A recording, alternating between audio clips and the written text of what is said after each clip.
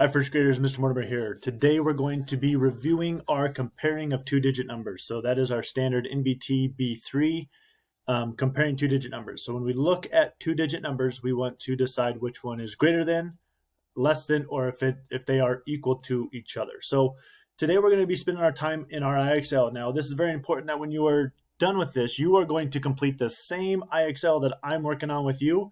It's going to be different questions, but you're going to complete those as part of our grades for first grade. So you come to your math, you go to first grade, and you'll go down to K. So when I do this, I find the letter K, and then I'm going to go down to the number 4. It's K4. So when I click on that, it's going to give me questions. And you guys are familiar with this, how we answer our questions. Today, our focus is, again, on that comparing of two-digit numbers. So when I'm looking at my two numbers, it says 62 blank 64. I have to fill it in with one of my three answers.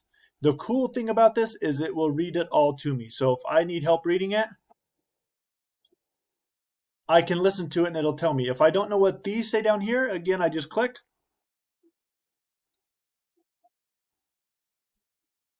So that kind of helps me with understanding how to read the question. So when I look at this, 62 and 64, when I count, if I start at the number 60 and I count on, whichever number I come to first is going to be the smaller number. So 60, 61, 62, 63, 64. I came to 62 first, so it's going to be the smaller number. We are pretty familiar with our alligator mouth, and our alligator mouth always eats the bigger number. But now we don't have our alligator mouth. We're using our words. So how can I describe this? If I read the sentence, I would say 62 is less than 64. And when I'm done, I click submit, and it brings it up. So now this one, if I look at this, again, I can answer that question 70 or 46 blank 77. I can decide if it's greater than, less than, or equal to. Another way that I can look at this, when I look, I want to start at my tens place. So here I have 4 tens. Here I have 7 tens. Which one is bigger, 4 or 7? That's right, the 7 is bigger. So my alligator mouth would eat my 7. But again, I don't have my alligator mouth. So how do I say this? So 46 then is going to be smaller than or less than. It's going to be less than 77.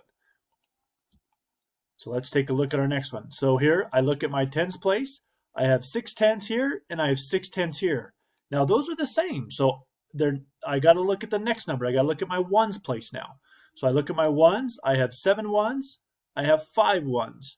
So which one is bigger? My 7 is bigger. So I read this sentence. 67 is greater than 65. Always read the sentence after to check it to make sure if it makes sense to you.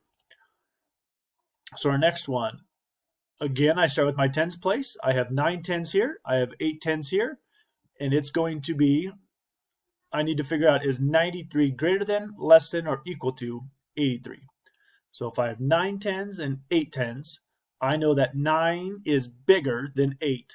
So I know 93 is greater than 83. We'll do one last one for you. Ooh, good one here. So again, I look at my tens place, 9 tens. 9 tens, they're both the same. So I now have to look at my ones place. I have 3 ones, I have 5 ones. So the 3 is over here. So is 3 greater than, less than, or equal to the 5 over here? So 93 is greater than, less than, or equal to 95. That's right, it's less than. So 93 is less than 95. So first graders, today as your lesson and your work, you need to complete the IXL K3. So make sure that you are completing it. Go all the way till you complete it, and it says 100% at the end of it. If you have any questions, you can ask your teacher. Have a good day.